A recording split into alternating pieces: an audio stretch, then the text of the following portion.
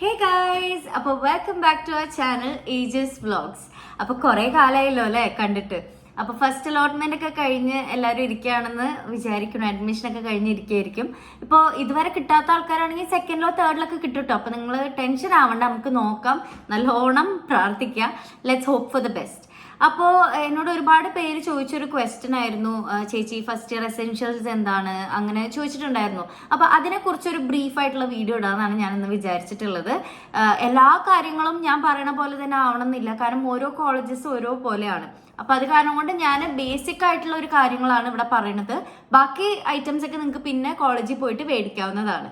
അപ്പൊ ഫസ്റ്റ് തന്നെ എല്ലാവർക്കും അറിയേണ്ട ഒരു കാര്യം ഡ്രസ് കോഡാണ്. ഡ്രസ് കോഡ് മിക്ക കോളേജസിലും, മിക്ക പ്രൈവറ്റ് കോളേജസിലും യൂണിഫോം ആണ്. അതുപോലെ ഗവൺമെന്റ് കോളേജസിൽ കളർ ഡ്രസ് ആണെന്നാണ് എനിക്ക് അറിയാൻ കഴിഞ്ഞത്. പിന്നെ മെയിൻ ആയിട്ട് വേണ്ടത് ഏപ്രിൻ. അത് ഏത് കോളേജ് ആണെങ്കിലും വൈറ്റ് ഏപ്രിൻ അതൊരു മസ്റ്റ് ആണ്. ഇപ്പൊ MS കാര്യം പറയുകയാണെങ്കിൽ ഞാൻ ജോയിൻ ചെയ്യുന്ന ടൈമിൽ നമുക്ക് ഓറിയന്റേഷൻ ഡേന്റെ അന്നായിരുന്നു അവിടെ വൈറ്റ് കോട്ട് ഉണ്ടായിരുന്നത്. അപ്പൊ നമ്മൾ അന്ന് മേടിക്കുകയാണ് ചെയ്തത്. അവിടുന്ന് ഒരു 2 or 3 വൈറ്റ് കോട്ട് നമ്മൾ മേടിക്കുക ചെയ്തത്. ഇപ്പൊ എന്താന്ന് വെച്ച് കഴിഞ്ഞാൽ ഇപ്പൊ MS പിന്നെ MS എന്തായാലും ഉണ്ടെന്ന് അറിയാം, നമുക്ക് നമ്മുടെ കോളേജിന്റെ എംബ്ലം ഉള്ള കോട്ടാണ് യൂസ് ചെയ്യേണ്ടത്. അപ്പൊ അതെനിക്ക് തോന്നുന്നു ഓറിയന്റേഷൻ ഡേന്റെ അന്ന് നമുക്ക് അവിടുന്ന് മേടിക്കാൻ കിട്ടുന്നതാണെന്നാണ് എനിക്ക് തോന്നുന്നത് കേട്ടോ. ചില കോളേജസിൽ അതിന്റെ ആവശ്യമില്ല. അപ്പൊ നമുക്ക് നമ്മൾ വീടിന്റെ അടുത്ത് തന്നെ വേണമെങ്കിൽ വൈറ്റ് ഏപ്രിൻ മേടിക്കണമെങ്കിൽ മേടിക്കാം. അപ്പൊ നിങ്ങളുടെ കോളേജിൽ എങ്ങനെയാണ് ഏപ്രിൻ വേണ്ടതെന്നുള്ളതൊന്ന് അന്വേഷിച്ചിട്ട് വേണം വൈറ്റ് ഏപ്രിൻ മേടിക്കാൻ. കാരണം ഞാൻ പറഞ്ഞില്ലേ, ചില കോളേജസിൽ എംബ്ലം നിർബന്ധമാണ്. അപ്പൊ അതാണ് മെയിൻ ആയിട്ടുള്ള ഒരു എസെൻഷ്യൽ. ഫസ്റ്റ് ഇയർ എസെൻഷ്യൽ എന്ന് മാത്രമല്ല, എല്ലാ കൊല്ലത്തെയും എസെൻഷ്യൽ ആണ് വൈറ്റ് കോട്ട്. അപ്പൊ അതാണ് ഫസ്റ്റ് ആയിട്ടുള്ള ഒരു എസെൻഷ്യൽ. പിന്നെ ഡ്രസ് കോഡിന്റെ കാര്യം. ഡ്രസ് കോഡ് ഞാൻ പറഞ്ഞ മിക്ക കോളേജസിലും യൂണിഫോം ആണ്. എന്നിരുന്നാലും നമുക്ക് യൂണിഫോം കിട്ടുന്ന ഒരു ടൈം ഉണ്ടാവുമല്ലോ, അതുവരെ നമ്മൾ കളർ ഡ്രസ് യൂസ് ചെയ്യേണ്ടത്. അതിൽ ബോയ്സിന് വരുന്നത് ഫോർമൽ പാൻസും ഷർട്ട്സും. ഫുൾ സ്ലീവ് ഷർട്ട് നമുക്ക് മടക്കണമെങ്കിൽ മടക്കാം, കോളേർഡ് ആയിരിക്കണം. അങ്ങനത്തെ ഷർട്ടും പാന്റാണ്, നമ്മൾ ഫോർമൽ പാന്റാണ് യൂസ് ചെയ്യേണ്ടത്. പിന്നെ ഷൂസ്, അത് ചില ഡിപ്പാർട്ട്മെന്റ്സിൽ നമുക്ക് മെഡിക്കൽ കോളേജിൽ നമ്മൾ ക്ലാസ്സിന് അറ്റൻഡ് ചെയ്യുമ്പോൾ നോർമൽ സാൻഡിൽസ് ഇട്ട് കഴിഞ്ഞാൽ കുഴപ്പമില്ല എന്നാണ് എനിക്ക് അറിയണത്. പക്ഷേ ഷൂസ് ഉണ്ടാവുന്നതാണ് ഒന്നും കൂടി ബെറ്റർ, ബിക്കോസ് നമ്മൾ ഡോക്ടറാണ്, ഡോക്ടറെ വരാൻ പോകുന്ന ആളാണ്. അപ്പൊ എപ്പോഴും ഷൂസ് പ്രിഫർ ചെയ്യുക, ബിക്കോസ് ചില ഡിപ്പാർട്ട്മെന്റിൽ ഷൂ നിർബന്ധമാണ്. മനസ്സിലായില്ലേ? അപ്പൊ അതാണ് ബോയ്സിൻ്റെത്. ജീൻസ് അലൗഡ് അല്ല, അതുപോലെ തന്നെ ടീഷർട്ട്സും അലൗഡ് അല്ല. ഇനി ഗേൾസിന്റെ കാര്യം വരികയാണെങ്കിൽ ഗേൾസിന് കുർത്തീസും ഇതുപോലെ സിഗരറ്റ് പാൻസോ ലെഗിങ്സോ, ചില കോളേജസ് ലെഗിങ്സ് അലൗ ചെയ്യില്ല എന്നാണ് എനിക്ക് തോന്നുന്നത്, എനിക്കറിയില്ല. ഞങ്ങൾ MS-ലൊന്നും അങ്ങനത്തെ ഇഷ്യൂസ് ഉണ്ടായിരുന്നില്ല. പിന്നെ ഇത് എന്താ പറയാ, ജീൻസ് അലൗഡ് അല്ല. നമ്മൾ കുർത്തിന്റെ അടിയിൽ ജീൻസ് ഇടലും അത് അലൗഡ് അല്ല.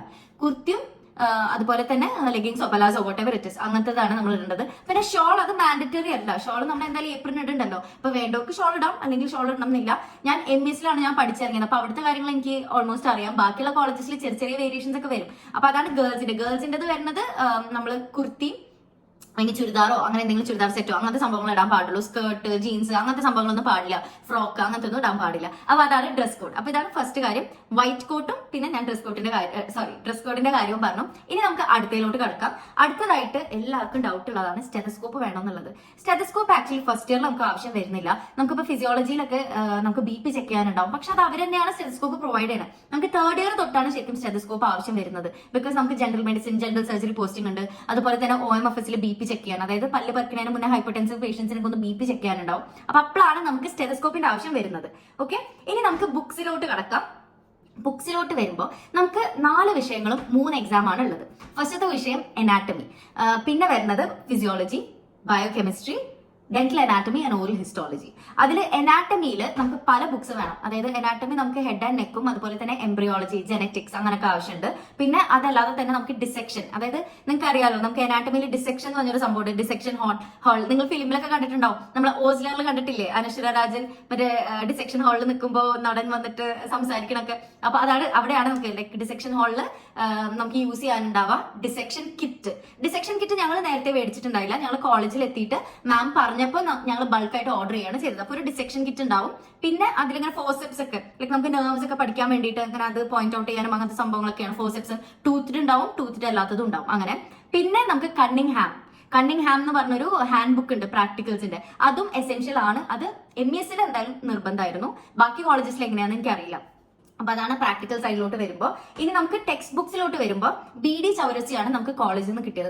ഞങ്ങൾ ജോയിൻ ചെയ്യുന്ന സമയത്ത് നമുക്ക് ഫസ്റ്റ് ടെക്സ്റ്റ് ബുക്സിന്റെ എമൗണ്ട് ഒക്കെ നമ്മൾ കൊടുത്തിട്ട് കോളേജുകാരാണ് നമുക്ക് ടെക്സ്റ്റ് ബുക്ക് തന്നിട്ടുണ്ടായത്. അപ്പൊ BD ചൗരസിയാണ് ഞങ്ങൾക്ക് കിട്ടിയിട്ടുണ്ടായത്. ബട്ട് ഞങ്ങളെ ടീച്ചേഴ്സ് പ്രിഫർ ചെയ്തിരുന്നത് ദത്തയാണ്. ദത്ത ഒന്നും കൂടി സ്റ്റാൻഡേർഡ് ടെക്സ്റ്റ് ആണ്. അപ്പൊ നമുക്ക് അത് മേ ബി കറക്റ്റായി ഫോളോ ചെയ്യാൻ പറ്റണമെന്നില്ല. അപ്പൊ ചില ടോപ്പിക്സ് നമ്മൾ ദത്ത എന്ന് പറഞ്ഞ ബുക്കിൽ നോക്കി പഠിച്ചിരുന്നു. മിക്കതും BD ചൗരസിയാണ്. നമുക്കിപ്പോ നീറ്റിനാണെങ്കിലും നീറ്റ് PG പ്രിപ്പറേഷൻ നമുക്ക് BD ചൗരസിയാണ് ആവശ്യം. പിന്നെ ഒന്നും കൂടി നമുക്ക് കാര്യങ്ങൾ സിമ്പിൾ ആവാൻ വേണ്ടി വിശ്രാം സിംഗ് എന്ന് പറഞ്ഞിട്ടുള്ള ഒരു ബുക്ക് ഉണ്ട്. ഈ വിശ്രാം സിംഗ് ഞാൻ ടുവേർഡ്സ് ദി എൻഡ് നമ്മൾ യൂണിവേഴ്സിറ്റിന്റെ ടൈമിലൊക്കെ ആയിട്ട് മേടിച്ചിട്ടുണ്ടായിരുന്നു. ചില ടോപ്പിക്സ് നമുക്ക് ക്ലിയർ ആവാത്തത് വേണമെങ്കിൽ അതിൽ നോക്കിയിട്ട് പഠിക്കാം. അപ്പൊ മിക്ക കോളേജസും BD ചൗരസിയാണ് ഫോളോ ചെയ്യുന്നത്. അതുകൂടാതെ നമുക്ക് വിശ്രാം സിംഗ് വേണമെങ്കിൽ ചില ടോപ്പിക്സ് ഒക്കെ റെഫർ ചെയ്യാൻ വേണ്ടിയിട്ട് യൂസ് ചെയ്യാമെന്ന് മാത്രം. ഇനി ഫിസിയോളജിയിലോട്ട് വരുമ്പോൾ ഫിസിയോളജിയും ബയോകെമിസ്ട്രിയും ഒരു എക്സാം ആണ് വരുന്നത്. അപ്പൊ ഫിസിയോളജിയിൽ നമുക്ക് AKJ എന്ന് പറഞ്ഞ ടെക്സ്റ്റ് ബുക്ക് ആണ് നമുക്ക് കോളേജിൽ നിന്ന് കിട്ടിയിട്ടുണ്ടായിരുന്നത്. ബട്ട് ടീച്ചേഴ്സ് നമ്മളോട് പറയുന്നത് ഇന്ദു ഖുറാന എന്ന് പറഞ്ഞ ബുക്ക് റെഫർ ചെയ്യാനായിരുന്നു. അപ്പൊ ഞാൻ യൂണിവേഴ്സിറ്റി എക്സാം ആയപ്പോഴത്തേനും ഇന്ദു ഖുറാനേന്നാണ് ഒരുവിധം ടോപ്പിക്സ് ഒക്കെ പഠിച്ചത്. ബാക്കി നമ്മൾ ഇന്റർണൽ എക്സാമിനൊക്കെ സത്യം പറഞ്ഞാൽ ഞാൻ AKJ ആണ് യൂസ് ചെയ്തിരുന്നത്. പക്ഷെ എനിക്കൊന്നും കൂടി ബെറ്റർ ആയി തോന്നിയത് ഇന്ദു ഖുറാനയാണ്. അപ്പൊ ഇന്ദു ഖുറാൻ ഇപ്പൊ ഞാൻ പറയുന്നത് എന്ന് വെച്ച് കഴിഞ്ഞാൽ ടെക്സ്റ്റ് ബുക്സിന്റെ പേരില്ല, ഓത്തേഴ്സിന്റെ പേര് വെച്ചിട്ടാണ് നമ്മൾ ഇനി ടെക്സ്റ്റ് ബുക്സും കാര്യങ്ങളൊക്കെ മേടിക്കുന്നുണ്ടാവുക. അപ്പൊ അതാണ് ഫിസിയോളജി. ബയോകെമിസ്ട്രിയിൽ നമുക്ക് 2 ടെക്സ്റ്റ് ബുക്കാണ് കോളേജ് പ്രൊവൈഡ് ചെയ്തിട്ടുണ്ടായത്. ഒന്ന് DM വാസുദേവനും വേറെ 2 ഓത്തേഴ്സ് എഴുതിയൊരു ബുക്കും, പിന്നെ ഒന്ന് സത്യനാരായണൻ. ഇത് എങ്ങനെയാന്ന് വെച്ച് കഴിഞ്ഞാൽ ചില ടോപ്പിക്സ് നമുക്ക് സത്യനാരായണൻ വേണ്ടി വരും, ചില ടോപ്പിക്സ് നമുക്ക് DM വാസുദേവനെ നോക്കി പഠിക്കേണ്ടി വരും. ഇനിയിപ്പോ ഈ 2 ബുക്കും മേടിക്കാൻ ബുദ്ധിമുട്ടാണെന്നാണെങ്കിൽ ഇതിപ്പോ ഞങ്ങൾ സ്റ്റാർട്ടിങ്ങിൽ ചേരുമ്പോൾ നമ്മൾ ബുക്സിന്റെ എമൗണ്ട് ഓൾറെഡി പേ ചെയ്തിട്ടുണ്ടായിരുന്നു ബാക്കി ഫീൻ്റെ ഒപ്പം. അപ്പൊ ഈ ബുക്സ് ഒക്കെ നമുക്ക് ഓൾറെഡി കയ്യിൽ കിട്ടിയിട്ടുണ്ടായി. അപ്പൊ അതുകൊണ്ടാണ് ഈ ബുക്സിന്റെ കാര്യമൊക്കെ ഞാൻ പറയുന്നത്. ഇനിയിപ്പോൾ അതല്ല നിങ്ങൾക്ക് ഒരു ബുക്ക് മേടിച്ച് വേറെ ബുക്ക് റെഫർ ചെയ്യണമെങ്കിൽ നിങ്ങൾക്ക് നല്ലൊരു ലൈബ്രറി ഉണ്ടെങ്കിൽ ലൈബ്രറിയിൽ ഉണ്ടാവും. PMSൽ ഒരുവിധം ടെക്സ്റ്റ് ബുക്സ് ഒക്കെ ലൈബ്രറിയിൽ ഉണ്ടായിരുന്നു. അപ്പോൾ നമ്മൾ ഏതെങ്കിലും ഒരു ബുക്ക് ഇല്ലെങ്കിൽ നമ്മൾ ലൈബ്രറിയിൽ നിന്ന് എടുക്കും, അല്ലെങ്കിൽ നമ്മൾ സീനിയേഴ്സിനോട് ചോദിക്കും. അങ്ങനെയൊക്കെയാണ് ഞങ്ങൾ യൂസ് ചെയ്തിരുന്നത്. ഇനി DADH അതായത് dental anatomy and oral histology, ഇതാണ് നമ്മുടെ ഡെന്റൽ സബ്ജക്ട്. ബാക്കി 3 മെഡിക്കൽ ആയിരുന്നു. ഇനി ഡെന്റൽ സബ്ജക്ട് വരുമ്പോൾ നമുക്ക് ഡെന്റൽ അനാട്ടമിക്ക് വീലേഴ്സ് എന്ന് പറഞ്ഞൊരു ടെക്സ്റ്റ് ബുക്കാണ്. അത് സ്റ്റാൻഡേർഡ് ടെക്സ്റ്റ് ബുക്കാണ് സ്റ്റാൻഡേർഡ് ടെക്സ്റ്റ് ബുക്കാണ്. അത് എല്ലാ കോളേജസിലും അത് തന്നെയാണ് യൂസ് ചെയ്യുന്നത് തോന്നുന്നത്. പിന്നെ ഓറൽ ഹിസ്റ്റോളജിക്ക് ഓർബൻസ് എന്ന് പറഞ്ഞൊരു സ്റ്റാൻഡേർഡ് ടെക്സ്റ്റ് ബുക്ക് ഉണ്ട്. പക്ഷെ അത് നമുക്ക് ആക്ച്വലി കാച്ചപ്പ് ചെയ്യാൻ കുറച്ച് ബുദ്ധിമുട്ടായിരിക്കും. അപ്പൊ ഞങ്ങൾക്ക് കിട്ടിയിട്ടുള്ള ടെക്സ്റ്റ് ബുക്ക് രാജ്കുമാർ എന്ന് പറഞ്ഞൊരു ടെക്സ്റ്റ് ബുക്ക് ആയിരുന്നു. പക്ഷെ ഞങ്ങൾ എല്ലാവരും യൂസ് ചെയ്തത് മാജി ജോസ് എന്ന് പറഞ്ഞൊരു ടെക്സ്റ്റ് ബുക്കാണ്. ഞങ്ങൾ പിന്നീട് അത് മേടിക്കുകയാണ് ചെയ്തത്. അത് ഏനപ്പോയിൽ ഒരു മാം എഴുതിയൊരു ടെക്സ്റ്റ് ആണ്. അത് ഭയങ്കര ഈസിയാണ് ഫോളോ ചെയ്യാൻ. പിന്നെ ഞങ്ങളെ സ്റ്റാഫ് ആണെങ്കിലും ഏനപ്പോയിൽ പഠിച്ചിറങ്ങിയവരൊക്കെ ആയിരുന്നു. അപ്പൊ അവരത് സജസ്റ്റ് ചെയ്തിരുന്നു. അപ്പൊ അങ്ങനെ ഞങ്ങൾ യൂസ് ചെയ്തൊരു ടെക്സ്റ്റ് ആണ് മാജി ജോസ്. അപ്പൊ ഇതൊക്കെയാണ് ടെക്സ്റ്റ് ബുക്സിന്റെ കാര്യം. ഇനി നമുക്ക് അടുത്തതായിട്ട് വേണ്ടത് എന്തൊക്കെ സാധനങ്ങളാണ് യൂസ് ചെയ്യാൻ, അതായത് ഇൻസ്ട്രുമെന്റ്സും അങ്ങനത്തെ സംഭവങ്ങളൊക്കെ. ഇനി നമ്മൾ മെഡിക്കൽ ഇതിലോട്ട് വരുമ്പോൾ ഫസ്റ്റ് നമുക്ക് വേണ്ടത് ഹെമറ്റോക്സിലിൻ ആൻഡ് നിയോസിൻ പെൻസിലാണ്. അത് ഒരു റെഡും വയലറ്റും പോലത്തെ 2 കളർ. അത് നമുക്ക് ഹിസ്റ്റോളജി ഡയഗ്രാംസ് കുറെ വരയ്ക്കാനുണ്ട്. അത് അനാട്ടമിയിലും ഉണ്ട്, അതുപോലെ തന്നെ ഡെന്റൽ അനാട്ടമിയിലും ഉണ്ട്, ജനറൽ അനാട്ടമിയിലും ഉണ്ട്. അപ്പൊ അത് നമുക്ക് മെയിൻ ആയിട്ട് വേണ്ട ഒരു സാധനമാണ്. ഇതിന് നമുക്ക് പ്രീ ക്ലിനിക്കൽ പ്രോസ്റ്റഡോണ്ടിക്സ് എന്ന് പറഞ്ഞിട്ട് നമുക്ക് പ്രീ ക്ലിനിക്കൽ വർക്ക് തുടങ്ങും കേട്ടോ. ഞങ്ങളവിടെ പ്രീ ക്ലിനിക്കൽ പ്രോസ്റ്റഡോണ്ടിക്സ് മാത്രമേ ഉണ്ടായിരുന്നുള്ളൂ. പക്ഷെ ചില കോളേജസിൽ പ്രീ ക്ലിനിക്കൽ കൺസേർവ് ഒക്കെ ഉള്ളതായിട്ട് എനിക്കറിയാം. പക്ഷെ ഇത് നമുക്ക് ആ ഇയറിൽ എക്സാം ഉള്ള സബ്ജക്ട് അല്ല, സെക്കൻഡ് ഇയറിലാണ് ആ സബ്ജക്റ്റിന്റെ എക്സാം വരുന്നത്. ഇതും നമുക്കൊരു ഡെന്റൽ കിറ്റ് കിട്ടുകയാണ് ചെയ്തത്. അതായത് നമ്മൾ ഇൻസ്ട്രുമെന്റ്സിന്റെ ഒരു എമൗണ്ട് പേ ചെയ്തിട്ട് കോളേജാണ് നമുക്ക് ഇത് തന്നിട്ടുണ്ടായത്. അപ്പൊ ഇതിൽ ബേസിക് ആയിട്ട് വേണ്ട സാധനങ്ങൾ എന്തൊക്കെയാണെന്ന് വെച്ച് കഴിഞ്ഞാൽ ഒരു മാക്കിൻടോഷ് എന്നൊരു ഷീറ്റ് ഉണ്ട്. ഞാൻ പറ്റുകയാണെങ്കിൽ അതിന്റെ ഫോട്ടോ സൈഡിൽ കൊടുക്കുക. അത് നമുക്ക് ജീവിതകാലം മുഴുവൻ വേണം. അതായത് 5 ഇയർ വരെ നമ്മൾ എല്ലാ വർക്കും ചെയ്യുമ്പോൾ, ബിക്കോസ് നമ്മൾ ഡെന്റൽ വർക്ക് ചെയ്യുമ്പോൾ ഭയങ്കര മെസ്സി ആവാൻ ചാൻസ് ഉണ്ട്. അപ്പൊ ഈ മാക്കിൻടോഷ് ഷീറ്റ് വെച്ചിട്ടാണ് നമ്മൾ എല്ലാ വർക്കും ചെയ്യുക. പിന്നെ നമുക്ക് ഇനാമൽ ട്രേ അത് നിർബന്ധമായിട്ട് വേണം. ഈ ട്രേയിലാണ് നമ്മൾ സാധനങ്ങൾ വെച്ചിട്ട് പ്രാക്ടിക്കലിനൊക്കെ പോവുകയും വരികയൊക്കെ ചെയ്യുക കേട്ടോ. പിന്നെ വേറെ വേണ്ട സാധനങ്ങൾ dental anatomy and dental histology അതിൽ നമുക്ക് വേണം കേട്ടോ ഫസ്റ്റ് ഇയറിൽ. അതെന്താണെന്ന് വെച്ചാൽ മാക്കിൻടോഷ് ഷീറ്റ് വേണം, കാർവർ വേണം, വാക്സ് കാർവർ, പിന്നെ വാക്സ് ബ്ലോക്ക്, കാരണം പല്ലിന്റെ ഷേപ്പ് കാർവ് ചെയ്യാൻ വേണ്ടിയിട്ടാണ് നമുക്ക് ബ്ലോക്ക് വേണം. പിന്നെ അതുകൂടാതെ പോളിഷിംഗ് ക്ലോത്ത്, അതായത് ചിലൊരു സ്പെക്സ് തുടക്കുന്ന ക്ലോത്ത് ഒക്കെ ഉണ്ടല്ലോ, അതും യൂസ് ചെയ്യാം. പിന്നെ സ്കെയില് അത് നിർബന്ധമാണ്, അതും നമുക്ക് എപ്പോഴും വേണം. നമുക്ക് എല്ലാത്തിനും മെഷർമെന്റും കാര്യങ്ങളൊക്കെ എടുക്കാനുണ്ട്. അപ്പൊ സ്കെയില്, അപ്പൊ ഈ കാര്യങ്ങളാണ് നമുക്ക് dental anatomy and oral histology പ്രാക്ടിക്കലിന് വേണ്ടത്. ഇനി ഞാൻ പറഞ്ഞില്ലേ പ്രീ ക്ലിനിക്കൽ പ്രോസ്റ്റഡോണ്ടിക്സ്, അതിൽ വേണ്ടതാണ് wax knife, wax spoon, glass slab, glass plate, plaster knife, dental stone, പിന്നെ പ്ലാസ്റ്റർ ഓഫ് പാരീസ്. ഇപ്പൊ ഞങ്ങളുടെ കോളേജിലൊക്കെ പ്ലാസ്റ്റർ ഓഫ് പാരീസ് പ്രൊവൈഡ് ചെയ്തിരുന്നു. എല്ലാ കോളേജസും അങ്ങനെ പ്രൊവൈഡ് ചെയ്യണമെന്നില്ല. പിന്നെ വാക്സ് വേണം, നോർമൽ വാക്സ്, പിന്നെ എമറി പേപ്പർ അല്ലെങ്കിൽ സാൻഡ് പേപ്പർ, പിന്നെ കോട്ടൺ, പിന്നെ കോൾഡ് ക്യൂർ എന്ന് പറഞ്ഞൊരു സംഭവം ഉണ്ട്. അതൊരു ലിക്വിഡും ഒരു പൗഡറും ആണ്. അത് വെച്ച് നമുക്ക് കുറച്ച് സംഭവങ്ങളൊക്കെ ചെയ്യാണ്ട്. പിന്നെ അതുപോലെ തന്നെ ഹീറ്റ് ക്യൂർ. പക്ഷേ ഈ ഹീറ്റ് ക്യൂർ നമുക്ക് സെക്കൻഡ് ഇയറിലാണ് വേണ്ടി വരുള്ളൂ. പിന്നെ ഈ ഹീറ്റ് ക്യൂർ നമുക്ക് പ്ലേറ്റ് എന്ന് പറയും, അതായത് നമ്മൾ പല്ലിന്റെ ഡെഞ്ചർ ബേസ് എന്ന് പറയും, അത് ഉണ്ടാക്കാൻ വേണ്ടിയിട്ടുള്ള ഹീറ്റ് ക്യൂറിന് നമുക്ക് ജാറ്, മിക്സിംഗ് ജാറ്, ഫ്ലാസ്ക്, അങ്ങനത്തെ സംഭവങ്ങളൊക്കെ ആവശ്യമുണ്ട്. അത് ഞങ്ങൾക്ക് ഫസ്റ്റ് ഇയറിൽ വേണ്ടി വന്നിട്ടില്ല, സെക്കൻഡ് ഇയറിലാണ് വേണ്ടി വന്നത്. എന്നിരുന്നാലും നമുക്ക് ഫസ്റ്റ് ഇയർ കിറ്റിന്റെ ഒപ്പം തന്നെ അത് തന്നിട്ടുണ്ടായിരുന്നു. പിന്നെ ഇംപ്രഷൻ കോമ്പൗണ്ട് ബേസ് പ്ലേറ്റ്, ഇത് നമുക്ക് ഫസ്റ്റ് ഇയറിൽ ആവശ്യമുള്ളതാണ്. പിന്നെ കോൾഡ് മോൾഡ് സീൽ, അതൊരു സെപ്പറേറ്റർ ആണ്. പിന്നെ നമുക്ക് ഐഡിയൽ ആയിട്ട് കുറച്ച് ഇങ്ങനെ അച്ച് പോലത്തെ സംഭവങ്ങളുണ്ട്, നമുക്ക് കോളേജിൽ നിന്ന് പ്രൊവൈഡ് ചെയ്യും. ഇതിൽക്കാണ് നമ്മൾ ഈ പ്ലാസ്റ്റർ ഓഫ് പാരീസും ഡെന്റൽ സ്റ്റോൺ ഒക്കെ കലക്കി ഒഴിച്ച് നമുക്ക് ഈ പല്ലിന്റെ ഷേപ്പിൽ ഒരു സംഭവം കിട്ടുക, കാസ്റ്റ് എന്ന് പറയും. അത് ഞാൻ അതിന്റെ ഫോട്ടോ കൊടുക്കാം കേട്ടോ. അപ്പൊ ഇതൊക്കെയാണ് നമുക്ക് പ്രീ ക്ലിനിക്കൽ പ്രോസ്റ്റഡോണ്ടിക്സിൽ വേണ്ട സാധനങ്ങൾ. ഇനി എക്സാമിന്റെ കാര്യം വരികയാണെങ്കിൽ, എക്സാമിന് നമുക്ക് 70 മാർക്സിലാണ് എക്സാം വരുന്നത്. അത് 2 ക്വസ്റ്റ്യൻ എസ്എ ക്വസ്റ്റ്യൻസ് ആയിരിക്കും. അത് 10 മാർക്സ് വെച്ച് 2 ക്വസ്റ്റ്യൻ 20, പിന്നെ 5 മാർക്കിന്റെ 4 ക്വസ്റ്റ്യൻ ഉണ്ട്.